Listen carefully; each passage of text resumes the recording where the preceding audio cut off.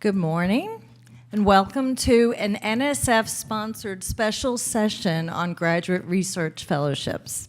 We are very lucky to have Michelle Grimm here today and a set of successful awardees and reviewers here to answer your questions about applying for this very prestigious fellowship program.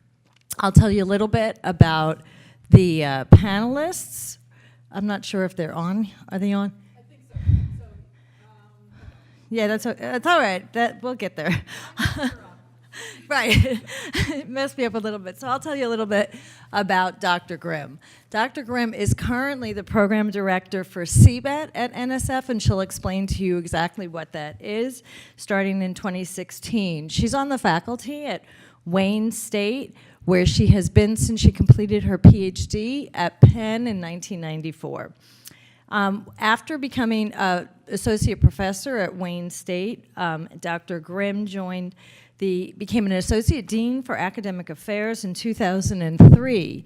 And she then, in 2010, left to establish a BME department, a BME degree at Wayne State. She then moved into the office of the provost to launch a very interesting transfer program for students to get degrees after being transferred from community colleges to Wayne State. So Dr. Grimm joined the NSF in 2016, and she will talk to you now about this program. And then I'll introduce the panelists after she speaks. Please note, next to you are note cards. We would like you throughout the talk to be writing down your questions. We'll collect them at the end, and we'll get answers to all of your questions.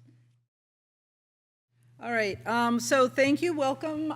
Thank you for coming out on a Saturday morning. For those people from the East Coast, it's not quite so early as those from the West Coast.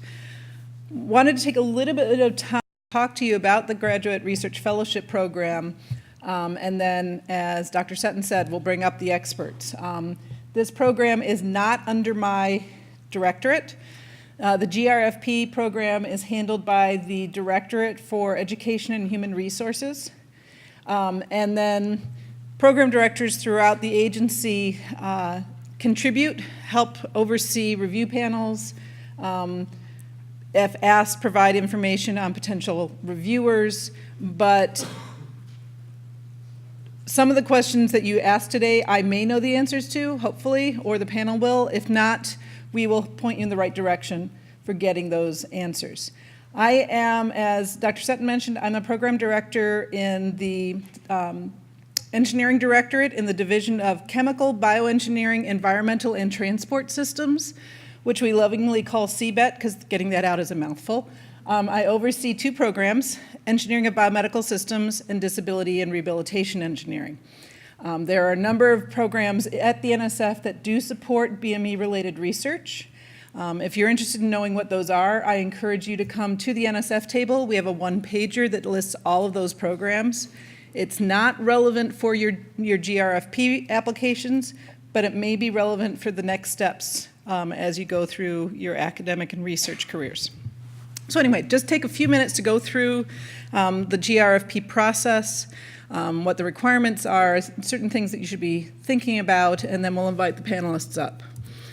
So the goals of this program, and it's one that we're very excited about, are to actually provide financial support to a select group of individuals who demonstrate great aptitude for going forward and being high-achieving scientists and engineers.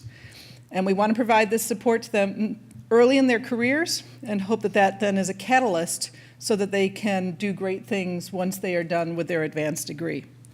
A secondary goal is to broaden participation in STEM fields for underrepresented groups. So this includes women, minorities, individuals with disabilities, and veterans. And so that can be taken into account during the assessment process overall. So it's a holistic review process. That's one factor that can be taken into account. The reason for this program is to really strengthen the U.S. workforce in the area of STEM, both within academia, within industry, and really provide the best workforce to support this country as possible. And I believe there was some concern that this program was going to have to be cut, but the current plan is to offer the same number of fellowships in fiscal year 17 as has been done before. So this is good news. These awards are a great opportunity financially. They provide 3 years of financial support with a $34,000 stipend. The institution you're going to is required to cover your tuition. So not only do you get the stipend, but you get the tuition paid for. The institution also gets a $12,000 educational allowance that is used in part to offset those tuition costs. But of course, we know that at most institutions, it doesn't fully cover that. They are required to cover the full tuition that you would be responsible for at that institution. The 3 years of support can be taken any time during a 5-year period. So if you're going to a program that commonly funds first-year graduate students or first or second-year graduate students, you can defer using your fellowship until the last 3 years of that 5-year period. Or programs like the institution I'm at, typically the PI will have funds for the later stage of a PhD student's work because that's when they're most productive. So you can use it for the first 3 years that you're there, and then hopefully your advisor will pick up the other years for your support. In addition to the financial support, the GRFP provides various other opportunities, including international research opportunities so that you can go abroad for a period of time and get specific experience. Internships that can broaden your experience beyond what you're learning in your academic lab. There is an opportunity for family leave through career life balance supplements. In addition, individuals with disabilities can apply for supplements through the phased program, and this provides equipment or assistance to allow individuals with physical disabilities to conduct their research. And you also have access to supercomputing facilities. So if your university does not have that, that is something that you can take advantage of as a GRFP fellow. These are the only awards that I'm aware of at the NSF that are actually awarded to individuals. Everything else is awarded to an institution. And that's great because it means you can take your award and go wherever you want. That accepts you. Okay, caveat there. I have actually talked to a couple of students who, despite being GRFP recipients, did not get into their preferred graduate program. I think that's rare, but just be aware that it does not guarantee you admission into a graduate program, so that's something you have to do on your own. But you can take it where you want to go. And so it provides you with that opportunity, even as you're making the assessment, as you're submitting the proposal as to where you think you're going to go, you can actually change your mind and go somewhere else with that money. So it can be taken to any accredited U.S. institution and can be used for master's, combined master's PhD, or straight admission into a PhD program. All of those are possible. One great thing about these is you don't have any service requirement on the tail end. So I was supported by an NIH training grant. I had to submit reports every year for several years demonstrating that, yes, I was actually teaching when I was done so that I didn't have to repay the government. You have none of that. After you're done, you can go and do whatever you want to do. So again, great opportunity. The NSF is built around numbers of things that are published. So every publication the NSF puts out has a number on it. The lead number says what fiscal year it was printed in or published in, and then the other is just kind of an index. So the current solicitation for the Graduate Research Fellowship Program is 16-588. If you go to nsf.gov and search for that, you will pull up the solicitation. I encourage you to do it that way rather than searching for GRFP, just because depending on how many people have clicked on old sites, sometimes it's older versions that pop up at the top of the search window. And it's always good to have the latest information. So at this website, you find information about the deadlines. Very important, the deadline for engineering applicants this year is October 24th. Hopefully, if you aren't already working on your application, you're not planning on submitting it this year because, of course, we only have, less than 2 weeks before that date. But it describes the program, it describes eligibility, the award information, lots of technical information. It's a boring read, but it's an important read, okay? So make sure you go through and read this section so you understand what you need to do to submit a proposal that meets the requirements for this program. It is different from a standard proposal. There are different page limits. There are different expectations. So please read through that carefully. And what I told the PIs yesterday is read through it at the beginning before you start to write, and read through it again before you submit it to make sure you've actually done everything that you're supposed to do. These are the fields of study that are supported by the GRFP program. Basically, it's everything that NSF supports. Within engineering, you select a subfield. So you can select either biomedical engineering or bioengineering. I have not yet been able to figure out exactly what the difference is, because what I consider biomedical engineering has been awarded under both. So use your best judgment, but in general I would say biomedical would have more direct human health impacts. Bioengineering can be broader, include biological engineering and the rest. So think about where your project best fits. If you're a biomedical engineer, technically you can submit to both. Of course, if you're doing your graduate work in a traditional engineering field, you can also submit to that field. So pick the right one based on what you're describing in your project description. Eligibility, US citizens or permanent residents. Yes, this does exclude groups of students. I had a top student undergrad who was Canadian, and so had to find his PhD position based on the fact that he could not get any funding through programs like this. So if you're not a US citizen or permanent resident, unfortunately this program is not open to you. It is for early career individuals, undergrads, current grad students, or individuals who've been out of graduate school for at least 2 years and may or may not have a master's degree.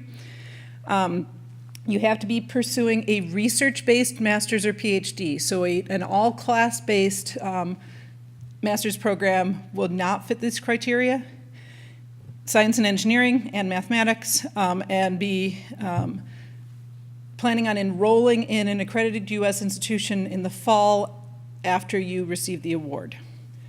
There are 3 basic levels that have been developed for this, and I'm going to go to the next slide. So level 1 are seniors or students who have a bachelor's degree but have done no postgraduate studies, so have not taken any graduate courses. The second box, it's now combined. You can submit once while you are in graduate school. It used to be you were allowed to submit twice. It is now that you have one chance once you are in graduate school to submit for this, which also means I encourage everybody who's thinking about it and is still an undergrad to submit as an undergrad, because that's kind of your freebie, right? So take advantage of that one. So you can submit either as a first year or a second year graduate student, but then only that one time. And then the level 4, yes?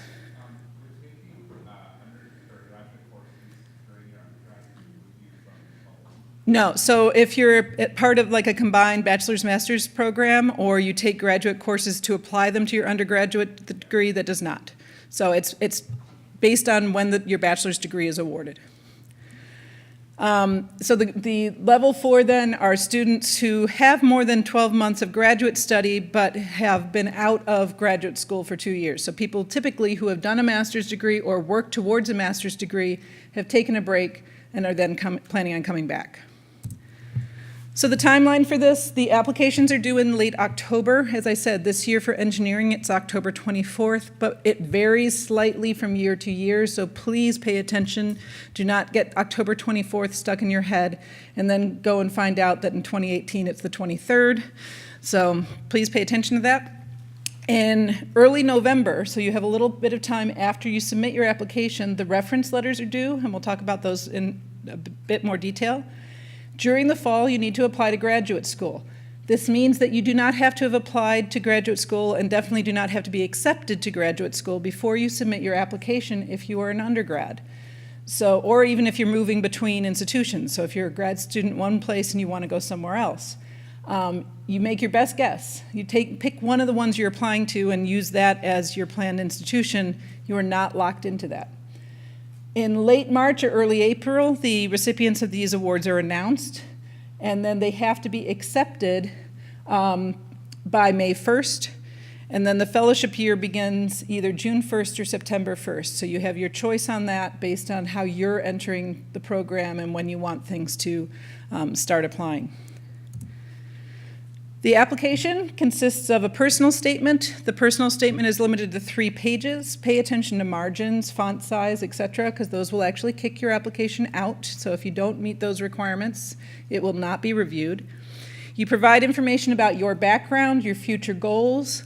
You really want to tell a good story about why you want to go into graduate school and what your experiences have been. The graduate research statement is 2 pages.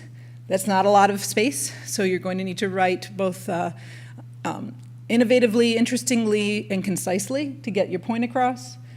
Transcripts I believe from all of your undergraduate institutions need to be uploaded, or if you've started taking graduate courses, those need to be uploaded as well. Yes? That you need to look at. I don't know, so you'll have to check and see what that is. Can we hold the questions till the end? Because otherwise we're never, so we'll be doing questions at the end of everything. So take the card, write your question down so you don't forget about it. Oh, and on those question cards, please print legibly. Yesterday I had one, I'm pretty good at handwriting translation, but I had one that I could not figure out what one of the key words was on the card. So yes, transcripts. I believe, as I said, it's from all undergraduate institutions. So if you've taken some courses elsewhere and transferred them in, expect to upload those transcripts as well. 3 letters of reference, okay? So these are very important, and if you do not have 3, it will be returned again. It will not be reviewed. So there are 2 statements, and the first statement is your personal statement, and here you really want to talk about what's motivating you to go to graduate school. Talk about research you've done before, any personal experiences that are impacting your decision or impacting the direction that you're going in your research, some extracurricular activities that you think are informing that. You don't have to talk about every single club or activity you did as an undergrad, but provide a good story that explains why you're going the direction you're going. You want to talk about how the work you've done before may have actually advanced knowledge in STEM, and also what the broader impacts have been. Have you done any outreach activities? How are you impacting others around you? How is your research, or how did your research impact society, or do you expect it to impact society? You can talk here also about how you expect your future efforts to have this broader impact. In the research plan, 2 pages, it's an original research topic, so you don't want to just say, I'm going to go and do what I've been doing as an undergrad, so you want to present a new idea, something that you're thinking would be interesting to pursue in graduate school. You want to describe the general approach, again, 2 pages, you can't go into a lot of detail, but you want to provide enough indication that you have some idea of what you're going to do, that people can view it as being feasible. And you want to address how that research is going to advance knowledge in the field, if it's successful, and what the broader impact of that research on society will be. It's very easy in biomedical engineering to come up with those broader impacts because what we're doing is supposed to eventually impact human health, right? So think about how that you can describe that.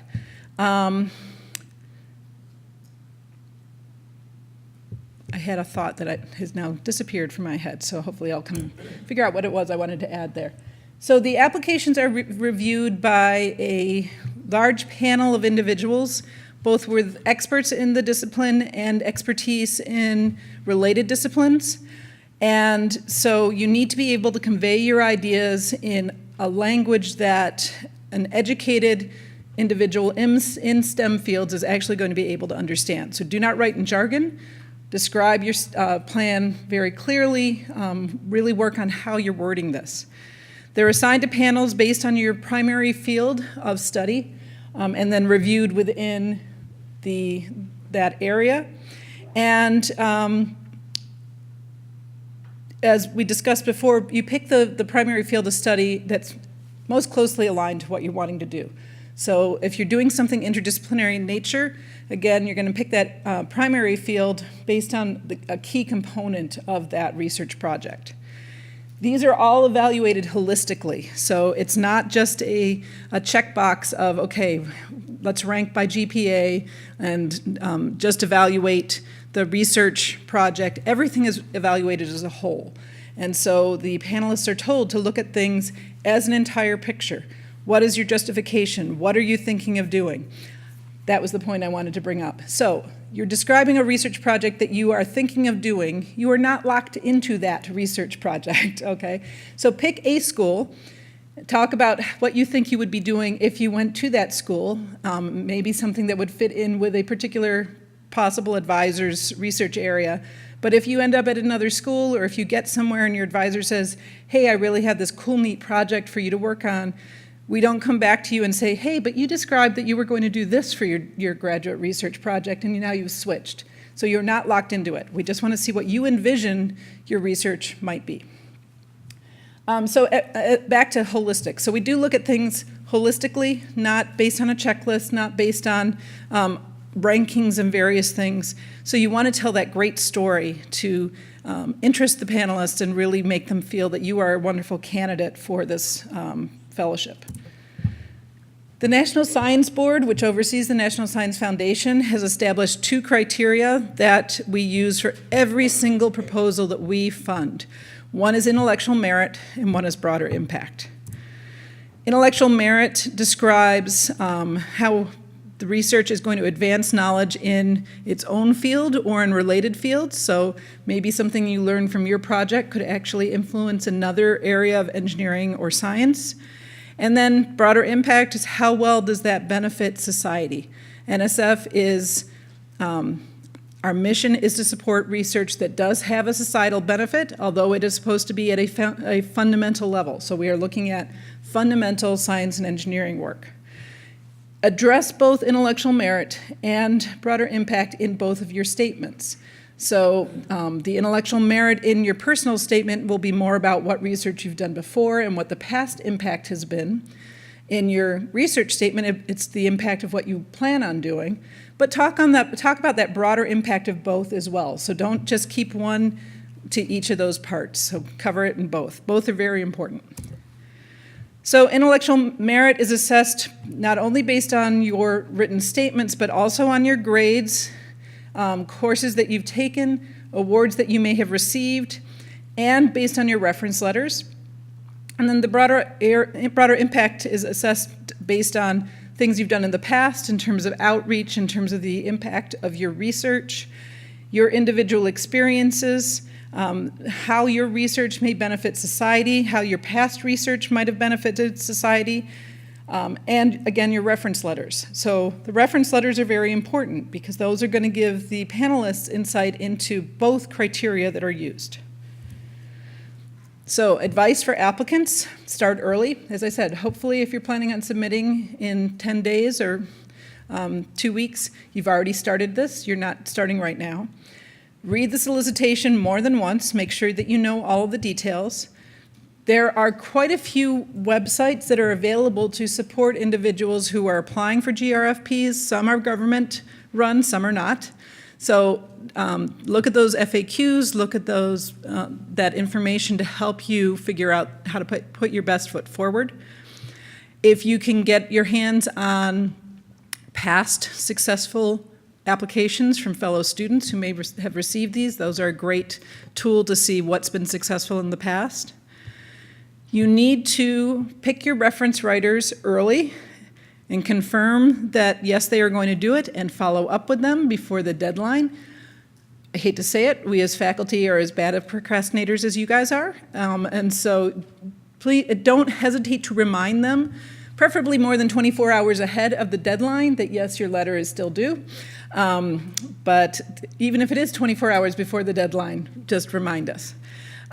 So you want to have different people read your application, get as much feedback as you can on it. Is it understandable? Are you telling a good story? Do they have any insight into things that you could add, take out? Make sure there are no grammar errors. Make sure there are no typos in there, because that just detracts from what you're presenting to the panelists. Share both your proposal and the merit review criteria to your reference writers. So especially if they're not used to NSF funding, if they do more NIH grant submissions, make sure they know what NSF is looking for. And then, as I said, you need 3 letters to have it reviewed, so make sure that at least 3 of your reference writers have actually submitted their letters on time.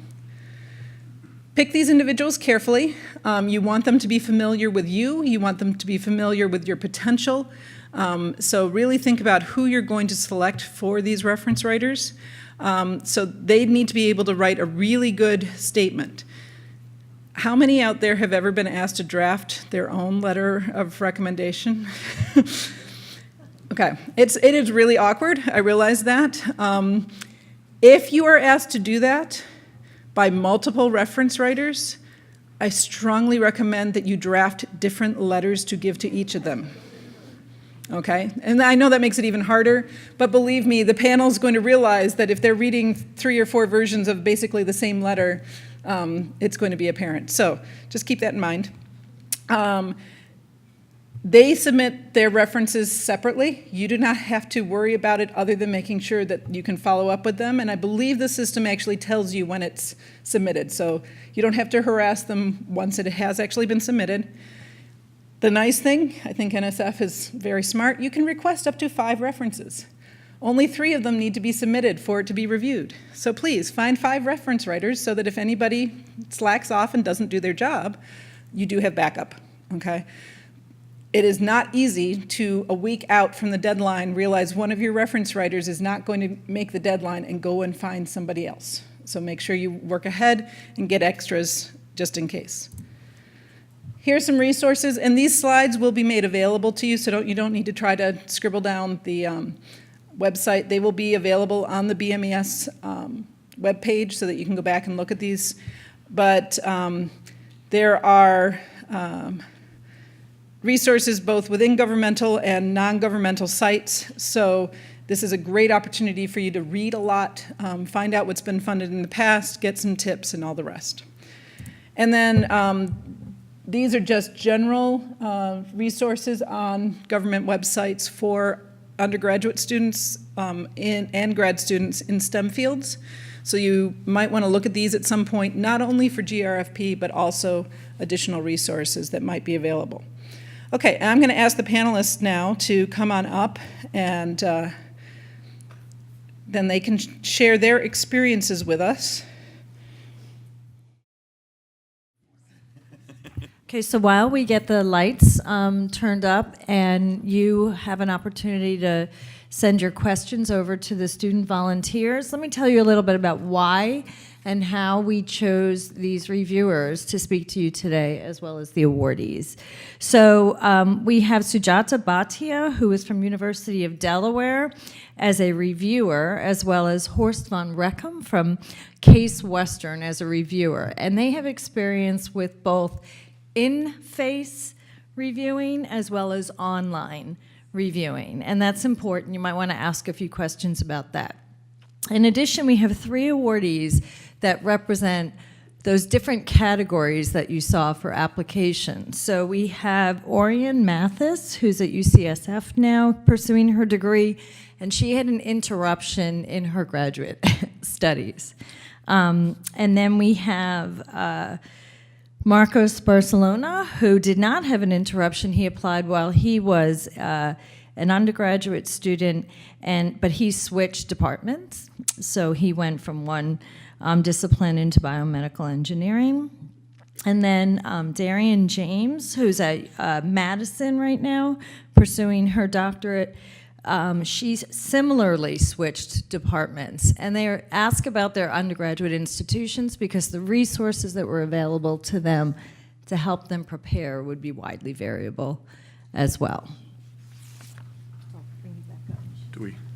Are we just starting on our own? Yeah. No, she's got questions. Okay. Well, I'm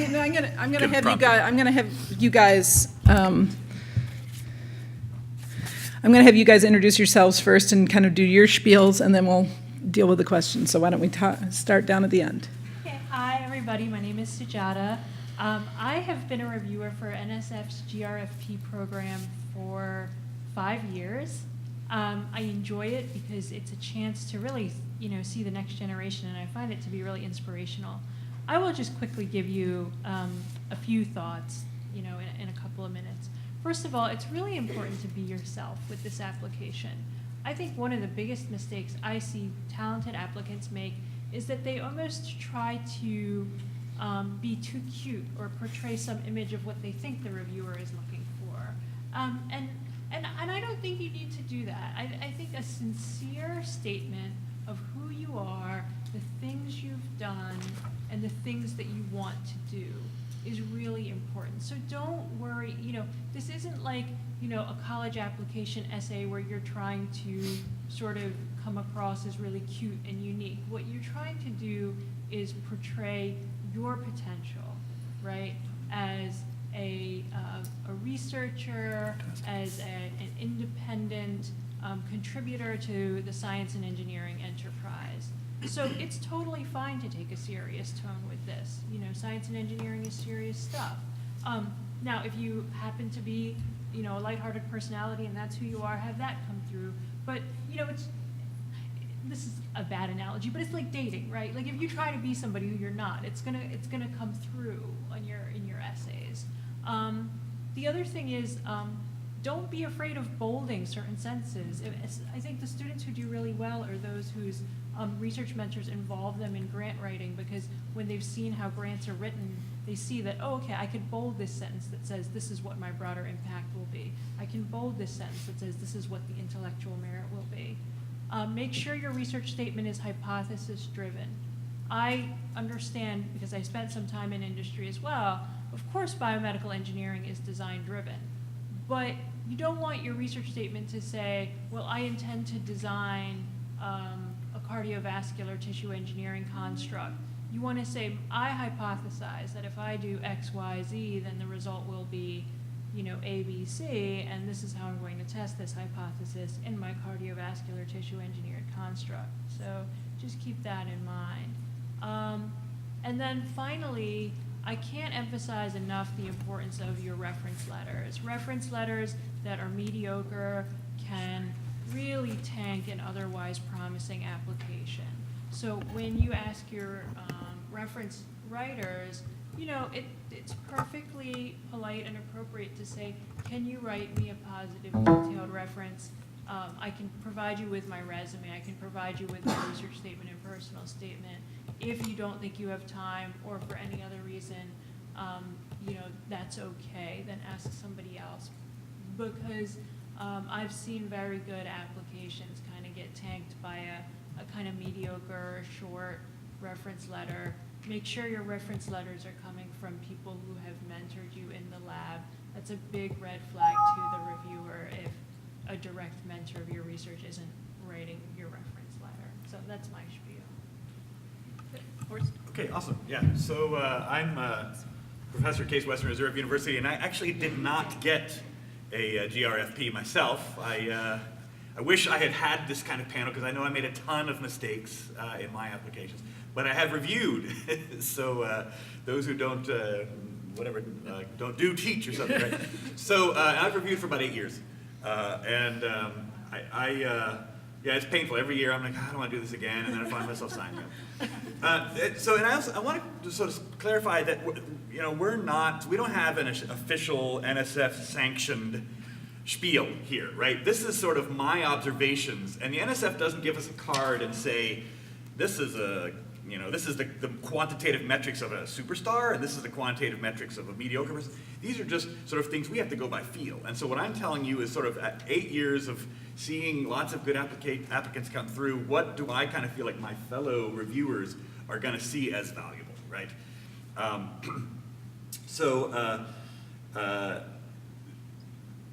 Let me ask a quick question.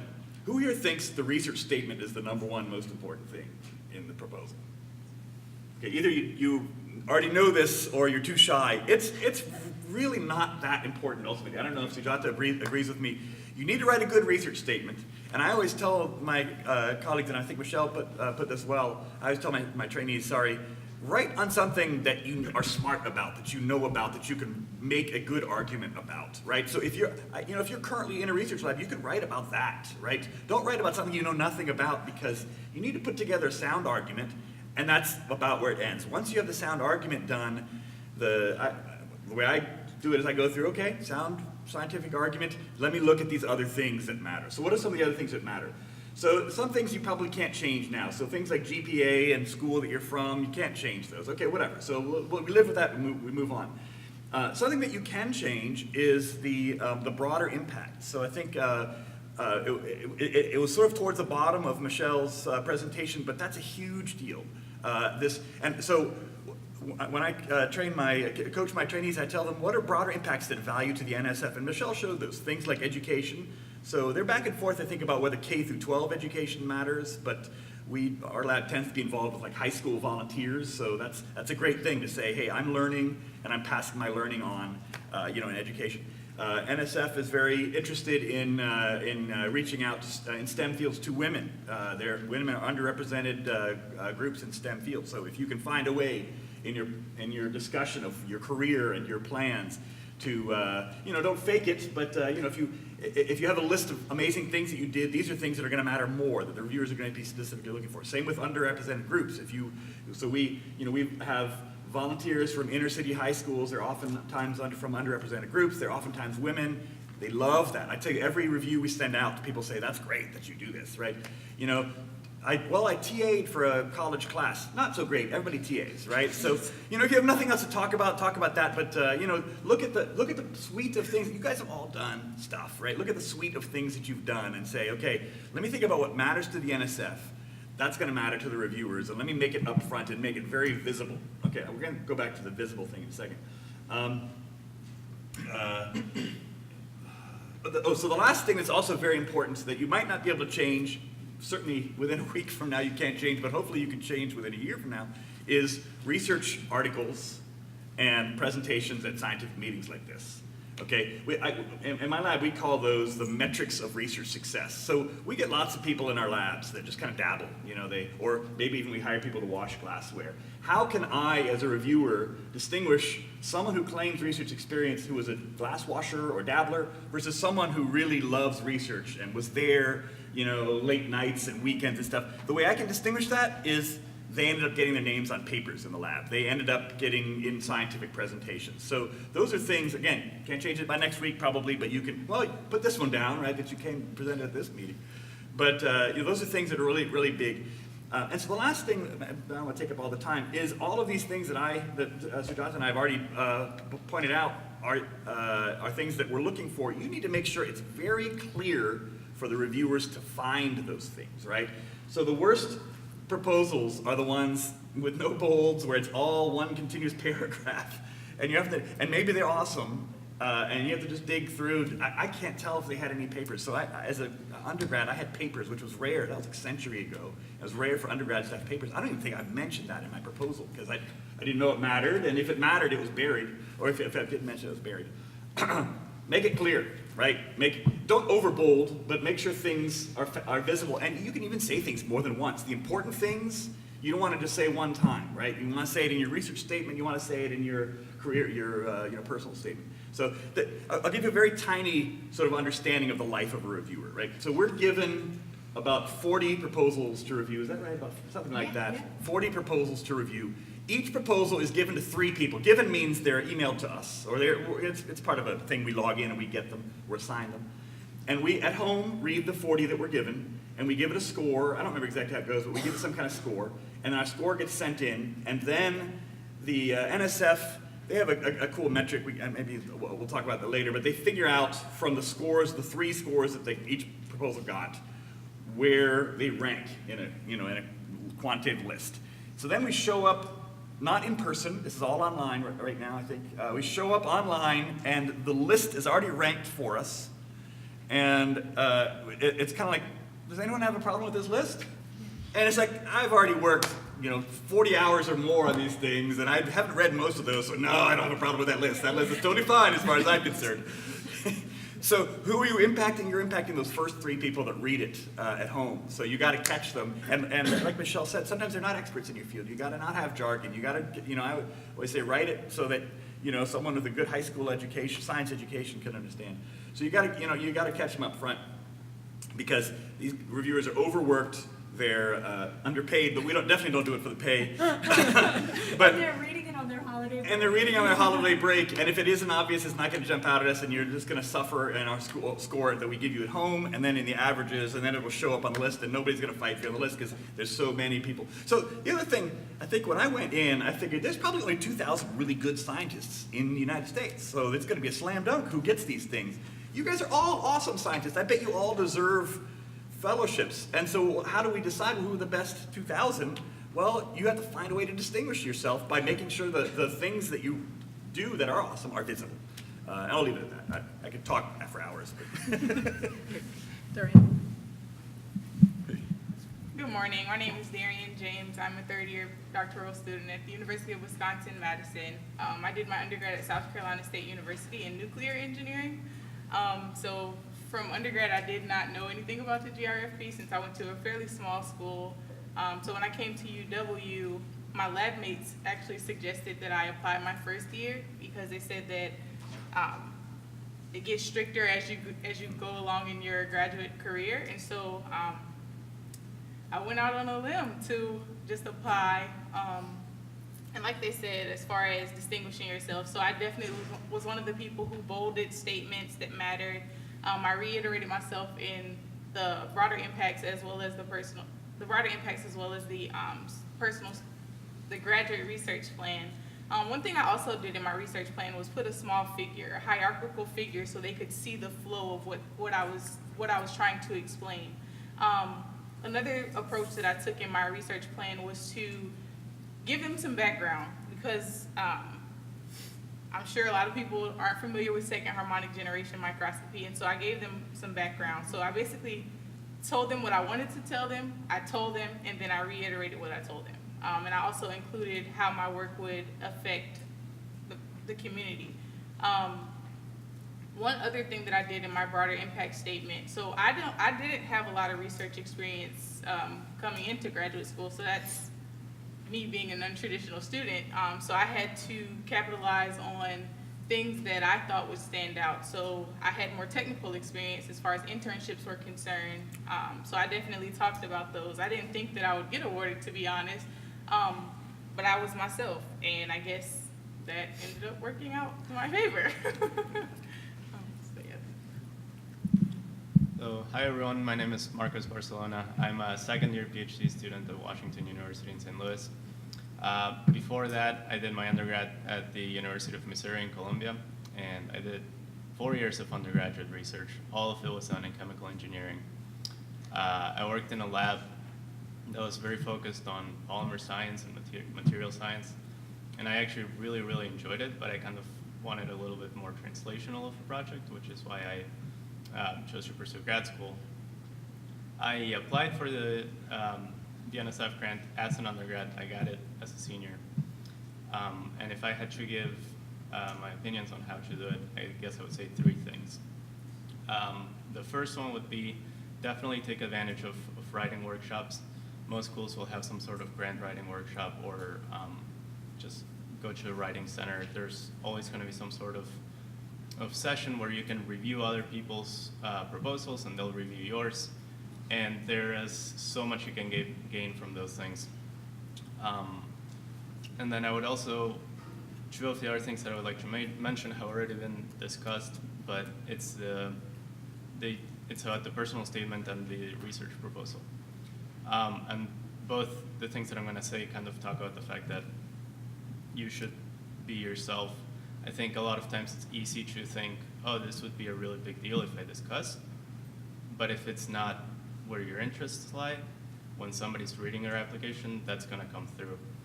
I think you really need to write out something that you're very enthusiastic about, so then when the reader gets your application, that enthusiasm shows.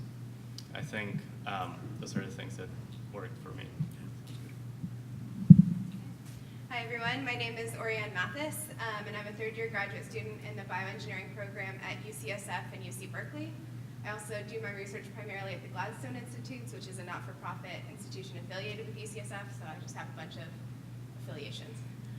So I'm in the cardiac tissue engineering field. I was not in that originally. I was more in biomaterials and biomechanics, and used grad school also as a way to kind of switch into that field.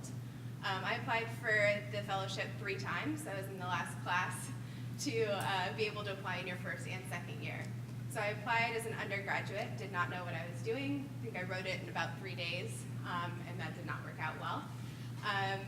I would say, though, it was a valuable experience, and I think you should all apply in this first year because you get reviews back on your applications. So you can see what all of the 3 reviewers have picked out with regards to your personal statement as well as your research statement, so you know what's important to emphasize in the next round. I then deferred graduate school for a little bit of time and came back and wrote my first year. Did not get it, but I got honorable mention, which is again a feat in itself, so that should go on any kind of applications or your resumes in the future. Reapplied based on those comments in my second year of graduate school and was awarded the fellowship. The 3, I think, main things, why is the fellowship really great? 1, the financial and intellectual flexibility when you go into a lab, but most importantly, it's established that I can now win independent funding, which will carry through in the rest of your careers. So it's really worth putting in this effort. Advice, I think, for personal statements is link every research experience you have to the next one. So it shouldn't just be a chronological order of what you do. You need to critically evaluate, what did I learn from this and how did that lead me to my next experience? And negative experiences or stories are just as informative and sometimes stand out a little bit more as well. So just make sure you have those transitions, and I think it would really stand out. Okay, all right, so now we've got the questions from the audience, and if you are still composing questions, Michelle will be around to pick up additional ones that you have, so please feel free to bring those up. Okay, question that's near and dear to my heart. Does NSF mind research impacting human health, or will NIH be a better fit? And how do you describe the broader impacts of in a way that reviewers don't say it's not a good fit for NSF? I can take that, because actually when I was an undergrad and I applied for an NSF fellowship, that was a concern. So I think it's perfectly fine if your application talks about impact on human health. A reviewer isn't going to say for a GRFP, oh, well, they should have sent this to NIH, unless you neglect to make this a hypothesis-driven research statement, right? So it's really important. It's a national science foundation, right? And so I have a toddler at home, okay? Not to go off topic, but we watch this show that's put out by NASA's Jet Propulsion Laboratory. And there's this little dance that one of the boys does that's I have a hypothesis. And it's you have to keep that in mind. This is science, right?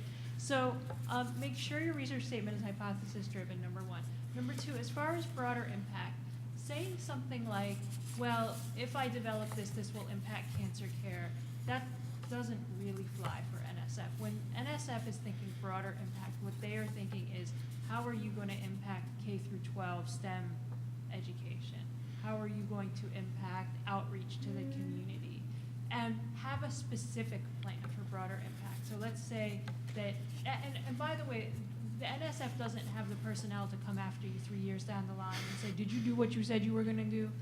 So, make your best, sincerest effort to describe how you think your research could have broader impact on community outreach, education, and so on, and what would you do if given the time and resources, or what you plan to do. And then I think you can avoid this concern about, oh, this would be more appropriate for NIH. Other thoughts?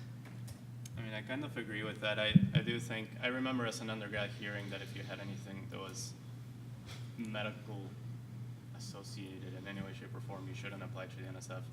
But my proposal talked about sepsis. I had a lab mate that talked about osteoarthritis, and we both got it. So I think you shouldn't necessarily be afraid to submit anything that's medical related. I think, yeah, as long as you're still proposing good science, then it should be okay. Yeah, I want to say, I think the NSF won't fund clinical trials, but I think anything short of that, if you can find the science in it, then it's a science project, right? So, and there is no equivalent NIH fellowship that they can, send you to. This is the big fellowship, right? So. And I just want to add to that. So I hear this question from even senior PIs, okay? And I usually start my presentations nowadays with how many people have heard that NSF funds nothing related to human health, and there are always hands that go up. The cluster I'm in CBET is entitled Engineering for Biology and Health.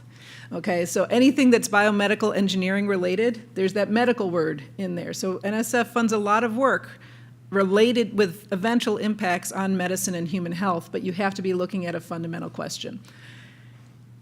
I was talking with somebody earlier about, well, if I have a student that I'm working with, should they reach out at all to the program directors at the core programs? At least me, I would be happy to hear from a student saying, I'm thinking of submitting a topic in this area. Do you think this area in general would be fundable by NSF? And so if some objectives are sent, I can do a quick read and say yes or no. I don't have the time to critique or any of that, but at least some general thoughts on, yes, will these objectives fit NSF? And you don't have to fit a specific program for GRFP, so it's not like your advisors who are asking, am I submitting to the right program? But just a general feel, is the project NSF worthy? Okay? All right, next question. How specific should the research statement be? Should it actually reference the work or lab of the faculty member at your preferred university? I can start with that one. Again, this is an award to you, not to your science, so you don't have to think about who you're going to work with in graduate school or tailor your research statement to them. I think what's important is that you learn not only how to ask a question, but how to ask the right question. And is it novel? Is it specific? And I would suggest looking up templates for how to write a specific aims page or something online. They have lots of them. You're gonna have your objective, your long-term goal, and you're gonna have 2 to 3 specific aims. Make sure you match whatever your specific aim statement is to your question that you're asking, and is that being addressed? I think that's more important than trying to impress the school that you're trying to get into, because they're not gonna even see this. Yeah, I think if you're already in school and if you're already in grad school and you've already chosen your research mentor, then I think it's perfectly appropriate to reference their work. Either way, I think whether you're writing this sort of knowing who your research mentor will be, or you're an undergraduate sort of writing something more general, I think you should reference the scientific literature for sure. Anything else? Okay, so there are two that are kind of linked together, so I'm going to ask both. What are some tips on applying as a second-year grad student? You mentioned it gets stricter. What do you mean? And then I'm a second-year grad student with no publications and just one poster session at a local conference. Is there a special way you recommend addressing this in my personal statement? So how would you deal with this as a second-year applicant? Yeah, so this goes back to what I was saying. The papers are one of the most important things. For the whole rest of your career, papers are very important, right? I mean, I sit on NIH study sections, I sit on career panels, I sit on all kinds of things, and that is one of the first things they do, whether you like it or not, is they start counting papers. So for the student who said that they've been in their second year and they don't have any papers yet, that's hard. I mean, I don't know how to best address this, but your competition, so what is harder, what should they say, what is more competitive about the process? What's more competitive is that you have people who are applying in your same category who do have papers, right? Who have been doing work and getting papers. So let me first address the ones who are not second years. If you're first years or seniors, you may at some point, like Oriane is, be in a situation where you're the second year, and so that's all the more incentive to try to get those papers out, because you don't know you're going to get this year, so just work on those papers. For the students who are in the second year, if there's any way you can get anything out ahead of time, I always say, even if you can have a manuscript that you've submitted to a journal, that's better than saying, no, I don't have anything, sorry guys. So, see if you can get something out ahead of time. Published is better than submitted. But if there's some special case, like let's say you switched labs, or let's say your advisor died, or I don't know, hopefully it's nothing that drastic, but I would say whatever special case that you have, highlight that to say, here's, one would expect that in my second year, I already have a couple papers, but I had these mitigating circumstances. I had a baby. I had, there are reasons why one might not have papers. The reagents didn't show up. I don't know. Find some way to highlight that, because what the reviewers are going to be looking for is they're going to be looking for papers, and if they don't see papers, they're going to think you didn't pass muster. And it's not we think you're a terrible person. It's we have so many to look at. We need to find some cutoff, some arbitrary cutoff. And there's some wild cards out there, some loose cannons whose cutoff might be crazy, like just pure GPA or something. But for the most part, what we're looking for is sort of a balanced portfolio balance to say, okay, well, they've got research success. They've showed past successes. I forget where I was going with that, but let me leave it at that. Yeah, I also want to say too, you should get out there and give as many presentations as you can. There are so many free opportunities to present your research. I'm sure that if you're at a quality university, they do an internal research poster session. Yeah. I'm sure that your local section of either BMES or ACS or American Institute of Chemical Engineers holds some sort of undergraduate student or graduate student poster session. Why do I say that? Not only does it look good on your NSF application, right? And can mitigate a lack of publications if you've gotten out there and presented your work. Number one, it makes you better at interviewing in the future if you've presented your work. Number two, you never know who you're going to meet. You never know who you're going to meet. I got my job at DuPont, where I worked for 8 years and absolutely loved it there because I went and presented at a poster session. And I didn't think anything was going to come out of that poster session. I just went. You know what I mean? So just, you don't know. You could get your job offer by, so one of the, I'm sorry, I sound a little passionate here, but one of the things that kind of drives me nuts when I'm advising students is they say, well, I didn't think it would be worth it to go to that conference, or my advisor said they'd pay for it, but, I didn't, you should go to everything, so that you're not in the situation, not just as a second year, but as a fifth year, where you say, nobody knows who I am, you know what I mean? So. And I'll add, I think as Dr. Grimm said earlier, they're looking at the holistic person. And so I think that if you're a second year now and you're applying within the next 2 weeks, likelihood of you getting a paper out is pretty slim, if you haven't started already. And so I think that you could capitalize on, this is what I did, this is why it didn't work, this is what I'm going to do in the future. You could also capitalize on showing the results that you've gotten, impacts that those results have made, what has that done for the field, or what it will do for the field. Just basically capitalizing on what you have done, because you can't really change within the next 2 weeks what you're doing or what you have. So capitalizing on what you've done, I think will be the best way to go about that. Anything else? Okay, and there are some times where it's completely justified why you may not have any publications. So if you start in a graduate program and you're assigned a new faculty or an advisor who is a new faculty member, and so you're taking courses, so you're going to work with this individual and they don't have a lab yet, obviously you're not going to be very productive in your first couple of years. And that's completely beyond your control. So tell the story, explain why things may have affected your productivity while you've been in grad school. Okay. As an undergraduate, is being listed as a second or third author on your graduate student's work enough to show research productivity, or do you need to have your own presentations and publications? I think it definitely does. So as an undergraduate, I had a first author paper and a second author paper, and I listed both, and I think that really pulled a lot of weight in my application. If you're a second or third author, that still shows you've done significant contributions to that work, and that's kind of what you're trying to portray in your application is, look, I enjoy science, I like science, I want to do more science. So yeah, absolutely, I think embrace that and it should pull a lot of weight. Yeah, it shows that you're a team player too, right? That you're part of a bigger team. Science is all team effort nowadays anyway. It's very rare that it's one person, in some closet pipetting away. even though it might feel like that when you're in the closet like this. So I'm not sure, I may have misinterpreted or interpreted that question a little bit differently. I was thinking more of a what's better, a first authored paper or a second or third authored paper. The first authored paper is the best. So when I go through, I have like a little spreadsheet I do. I don't think other people have nobody else has my spreadsheet, but I bet others have similar sort of things. And I say, how many first authored papers? Okay. How many second or third author papers, or whatever, fifth or eighth or whatever author papers, okay? How many first author presentations? How many second or third author presentations? So they have a different value in my category, but they should still, if you have them, you should still list them. Similarly, national meetings versus local meetings. I agree that you should go to as many meetings as you can, but you should also go to national meetings if you can, like this one, right? Not just local meetings. I have that as a different category on my thing, because they have a different value. But you know, nothing, when you have both lines empty on my spreadsheet, that's not so great. But, Okay.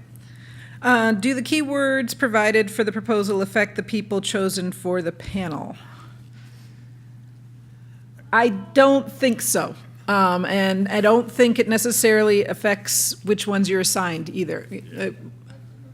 Okay, so you need to select keywords, I guess, as you submit your proposal. Is that true? I think the keywords get it into a category. They're like different. Like we're in bioengineering. I think it's bioengineering 1 and 2. And so the keywords will get it into that category so that there's a set of reviewers, but I don't think it at all helps decide which of the, I don't know, Yeah. 80 odd reviewers get assigned your thing.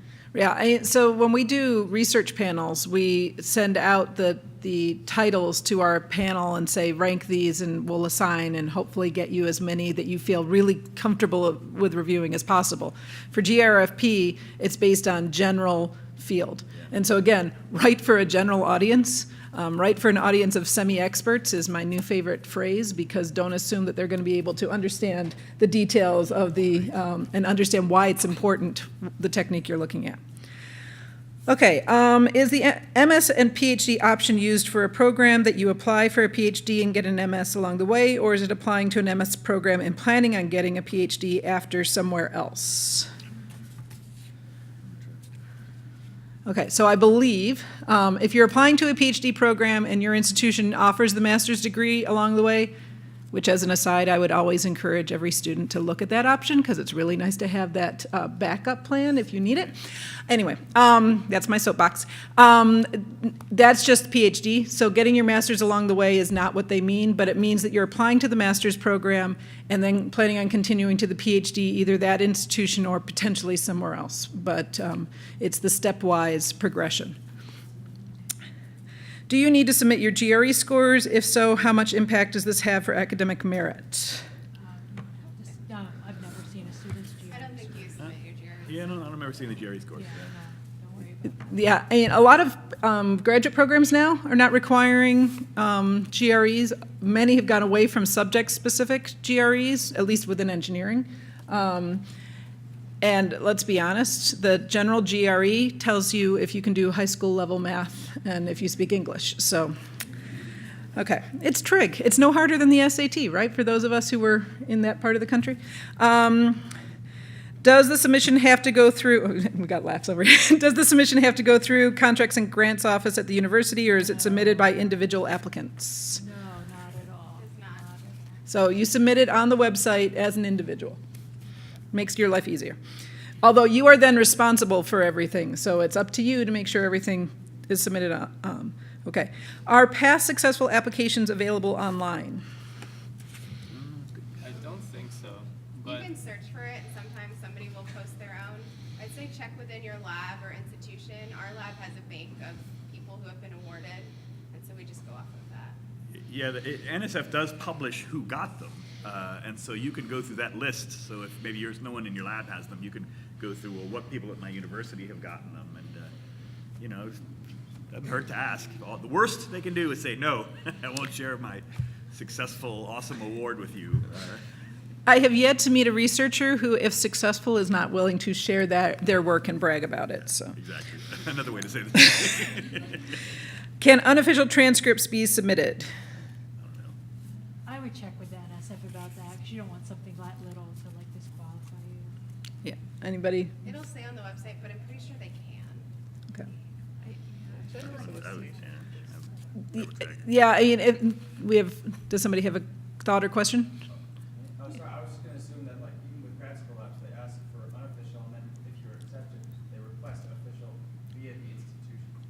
Yeah, I mean, the official ones are always sent by the institute, and so I am guessing that they allow unofficial because even as a faculty member, me getting a copy of an official transcript is like pulling teeth. So getting an unofficial, I can do. Getting an official one is extremely difficult. So seeing as they have to be uploaded electronically, I'm guessing that they take unofficial at least for the application. But as we said a couple times, I would check because Yeah. you don't want that to be the reason. And we have had ones that got rejected for purely administrative reasons. Like you had mentioned font size. I've had a student who got her proposal rejected because of font size, which that's heartbreaking because you got 2 shots at this, right? And one of them was rejected because you had the wrong font size. Right. So, you know, these kinds of things, look up. It just doesn't hurt to double Right. check. Right. Do visuals or graphics improve the quality of my application? I think so.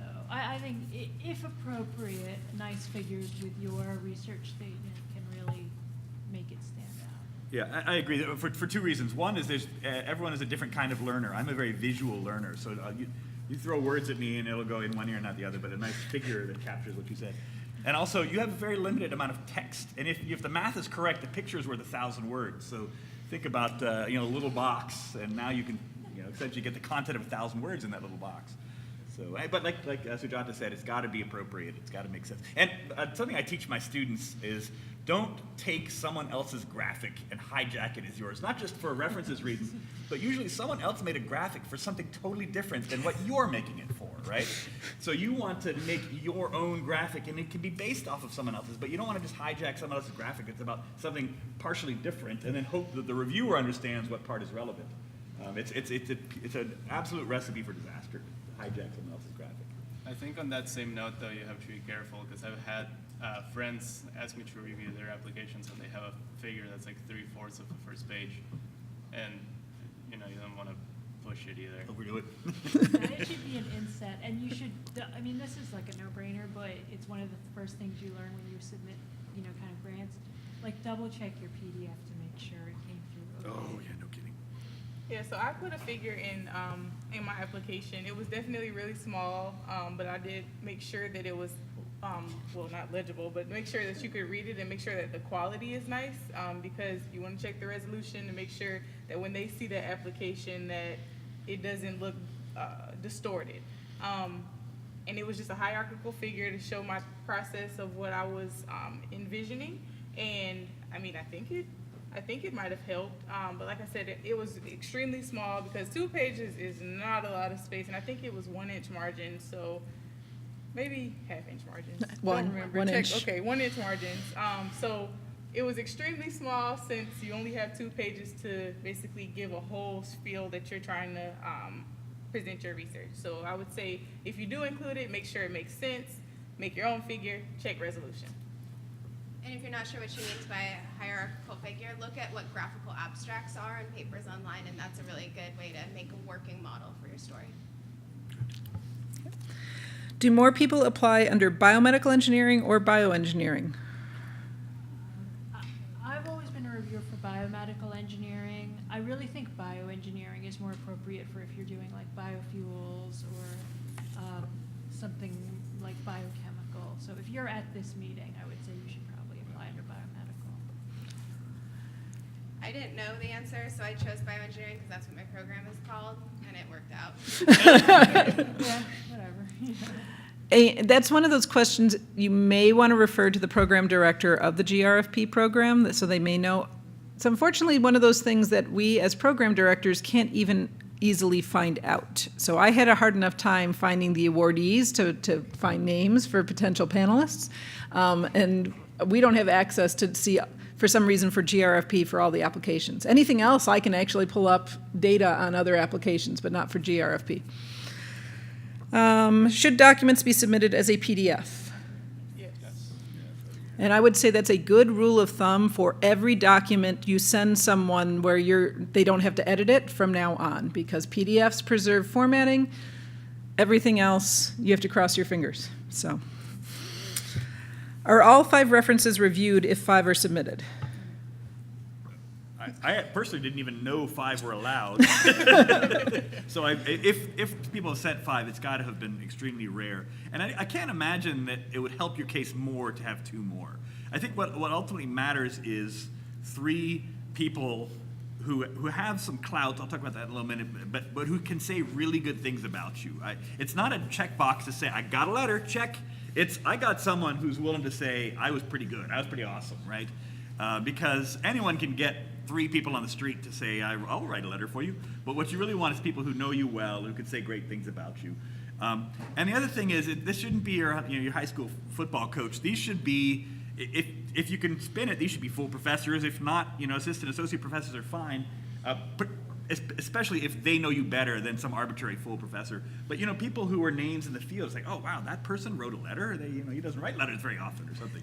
So that's important. Important. People's clout. I don't know if that's the best way to say that without being offensive. And a letter that says good things about you. And don't be shy to draft a letter. What I always, and I drafted a ton of letters even at that stage. And what I always say in my request, I say, could you write a letter for me? I took the liberty of writing a draft to highlight some of the important points. Feel free to use as little or as much as you want. I'm not telling you this is what you need to say. I'm telling you I'm trying to help you out if you want to use it. If you don't want to use it, if you can write a better letter without me. But it helps the professor a lot because you know you better than we know you. Even if you work in our lab, you still know yourself better than we do. So.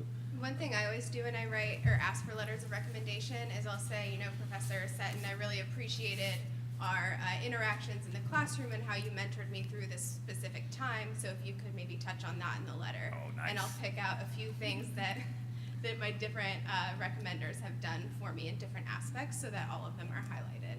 And I do want to comment, not all 5 will be reviewed. What you do is you rank, you put your 5 names down, like 1, 2, 3, 4, 5, and if number 2 never gets back to you, they'll choose 1, 3, and 4. Good to know. I thought that might be the way it worked. Yeah. So, which is good, which is really important because then you get to decide which ones you think are the strongest, but you have backups just in case, either through no fault of their own, so somebody's suddenly sick and can't write it, or they drop the ball and forget. So. And professors are some of the most forgetful people on earth. I always say I have never had too many reminders. So, send me polite reminders, I sort of triage things that are on fire today and need to be put out right now. But those letters of recommendation, we got a month. I can write that in a month. But you need to send me a reminder. Yeah. And following up on that, I know my advisor, he doesn't really read emails like that unless the subject is important or different things. So when I give him a reminder, I'll tell him that the deadline is maybe 3 days before the real deadline, so he'll get it in on time. So that might be something that you could look into doing as well. Yep. That's great. No, your advisors know. So all the undergraduates in my program know that if they send me an email, if they haven't heard from me in a certain period of time, they can send me a gentle nudge, and I won't take offense by it because they know that I get hundreds of emails a day, even now when I'm at NSF. If you're at an institution that doesn't have resources to send me to a national meeting, does that hurt me?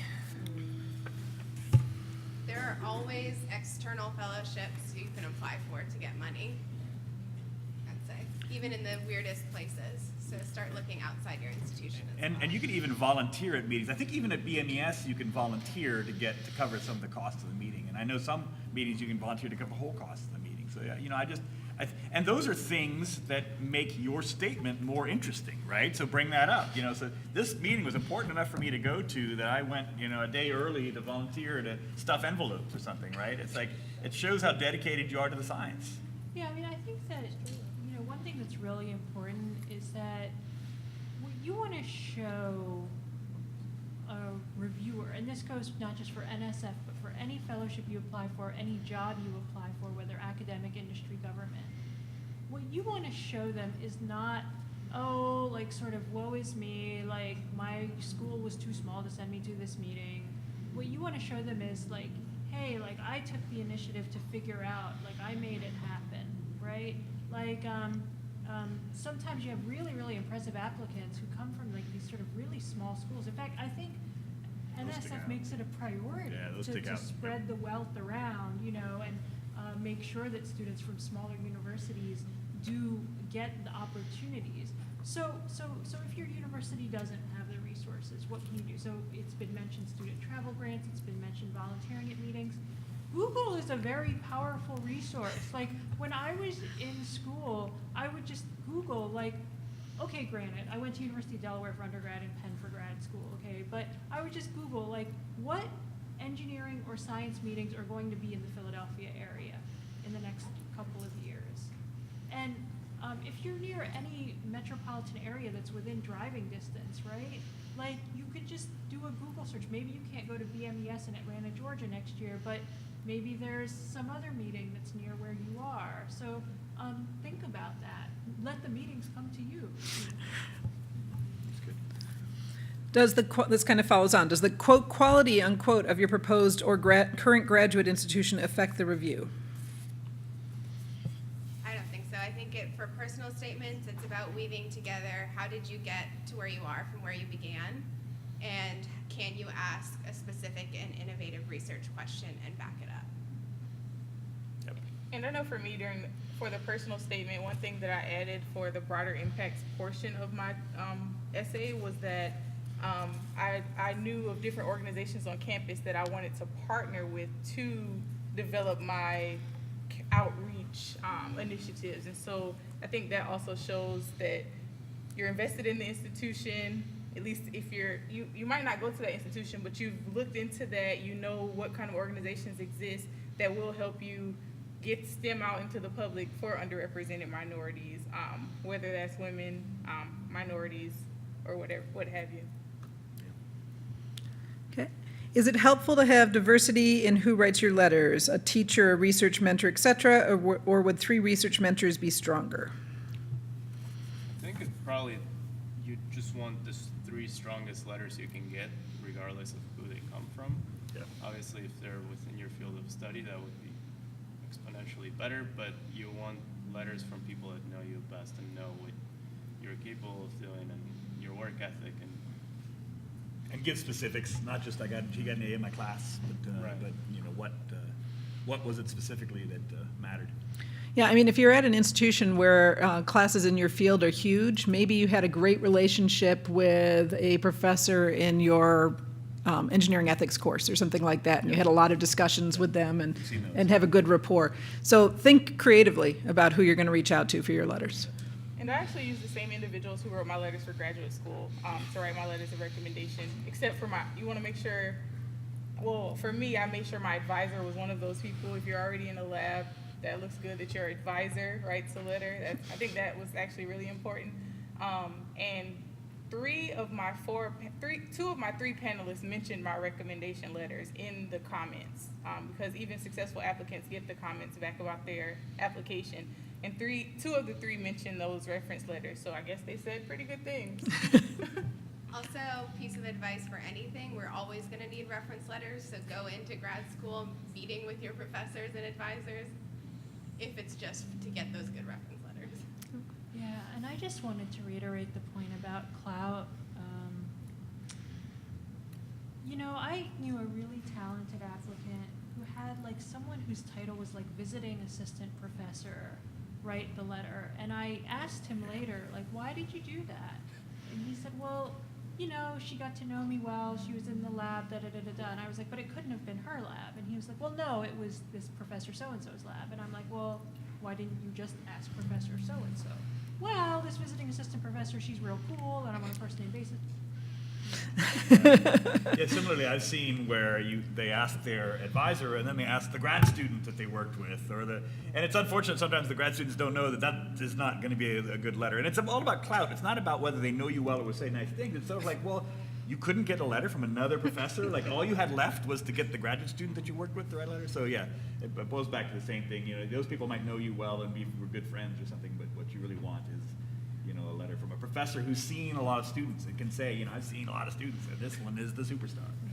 Now, in all reality, it may be that the best way to get your professor to write the strongest letter, especially if you're in a large research group, is to have the postdoc, the grad student, or the visiting professor Write the draft the report. letter and hand it off to the professor to actually revise and sign it. Yeah. Exactly. Okay, last one I've got in my hand. Do you know of any graduate fellowships for non-U.S. citizens, specifically Canadian citizens? Go on. I don't think they do this anymore. If they do, it's very much rarer than it used to be. But I had a Canadian citizen who had what are the two? NSERC, I think, is the NSF of Canada, and CIHR is the NIH of Canada. And if you can make a case for why that Canadian national needs to be trained in the U.S., you can get Canadian fellowships to train in the U.S., but I think it's much rarer. I think back in our day when we did it, we said, well, it's important because we do this and you guys don't. And we had to get a Canadian person to write that, and she was a friend, so she wrote that. But I think they scrutinize it a little bit harder, but yeah, it's tough. But I shouldn't say this, but they're great Canadian universities too. Well, the other thing is, a lot of faculty do have grant support that can support students. Yeah. And if you have an NIH or an NSF research grant, you can support an F1 student who's on an F1 visa. There's Okay. also private foundations like the Hertz Fellowship or American Heart. Oh yeah, American that's Heart right. Good point. Yeah. So there are things out there. So it may make things a little more difficult to find, but it's definitely doable. I mean, the student I had, I'm from Wayne State, which is across the river from Detroit, from Windsor. So we're in Detroit. So we get a lot of Canadian students because they just have to cross the river every day. So the student I had numerous funded offers at PhD programs in the U.S. So it is definitely possible to get a funded offer as a Canadian student coming in or an international student from anywhere. Any other questions anybody has? Real quick on the Canadian students thing, you can also emphasize on your applications that this will build international collaboration. Oh, yeah. So Yeah. that's a selling point. That's a value to NSF as well. Yeah, I've heard for the reviewers, how important is the GPA factor? We're not told a absolute number to go off of, and obviously the number is going to vary from school to school, but it is important. You know, if you have a 2.0, there's no chance, right? If you have a 3.6, well, if you've got a great, rest of your package, you can get it with a 3.6. If you have a 4.0 and you have a terrible package, you're not going to get it just because you got a 4.0. So it's a balance, and there's no magic number, we're told. And some reviewers emphasize it a lot more than others. So I had a mediocre GPA, so I don't emphasize it that. Who am I to judge, right? But yeah. No, but the institution thing also makes a difference. And I've had that argument now with my home institution about not just having a flat cutoff for undergraduate admission to PhD programs because they're not all the same. All of us, I think, who've been through PhD programs have had the experience of knowing somebody who had a 4.0 academic record and totally fizzled out in grad school because they just couldn't deal with open-ended problems. I mean, I knew at least a couple people like that when I was in grad school. So I would say a very high GPA, but no research experience or minimal research experience can actually be a red flag to a reviewer. But that being said, I mean, Horst is right that if you have 2.0, if a student doesn't have a really high GPA, what I kind of do is I look at the transcript quickly and say, okay, well, where were the weak points? If the weak points were in okay, they had to take some foreign language requirement and maybe they didn't pick the right one, big deal.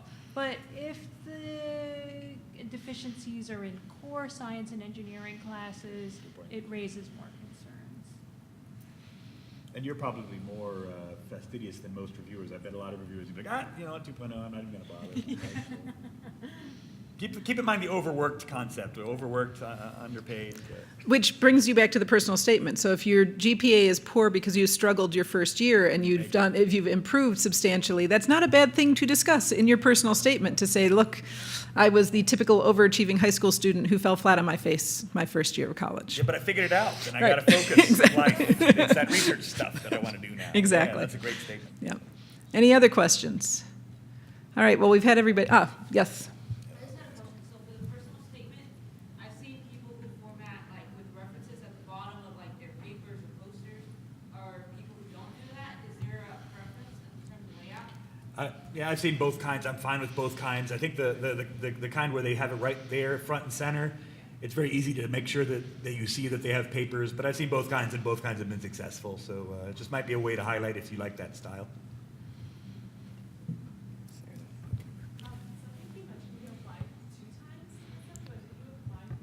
Yeah, so I was in the last class that you could apply your first and second year. Oh, okay. So it used to be you could apply once as an undergrad, once as a first year, once as a second year. And what they found was, because they want to encourage the undergrads and allow them to be successful, too many of the awards were being given to the grad students, so they narrowed it down, so you get one shot as a grad student. And it's even changed over the years. When I when I was a student, you could only apply one time as a grad student. So then at some point it became 2 times, and now it's back to 1 time. So and who knows how it's going to look next year. So All right. Anything else? Yes. So if I'm in a blended program, and I get my master's and bachelor's at the same time, I can still apply to it as an undergrad. I don't think as an undergrad. So you're getting your bachelor's and your master's at the same time? Depends on how the degrees are awarded. So if you are getting both, We had this situation Okay. at my school, so I'll address it, but then also call the NSF. So you're in your 4th year of the BMES program, or? I am in my 5th year, but I'm still technically an undergrad program. Okay, so you haven't been awarded your undergraduate degree yet. And I'm not going to be awarded that until I finish my master's. Okay, so if you're getting both degrees together this May, then you're eligible to apply as an undergrad. I think so. right. Yeah, so it's whether or not the bachelor's degree has been awarded is the key point. But as with everything, make sure it's very clear. Don't just hope that the reviewers will figure that out. So I had a BS-MS student who was still in her BS year, and for some reason it wasn't made clear enough on the thing, and so they actually put her in the group of first-year PhD students, and they're like, wait a second, she's a first-year PhD student, where are her papers? And I was like, she's actually a A 4th-year bachelor's fourth-year student. bachelor's who had papers. But Yeah. anyway, she got the next year. All right. Well, thank you very much. So some of us will probably be around for a few minutes if you have one-on-one questions, but hopefully this was beneficial, and enjoy the last few sessions of the conference and safe travels home. And best luck on your proposals. I wish you all the best. I hope the 2,000 are among you.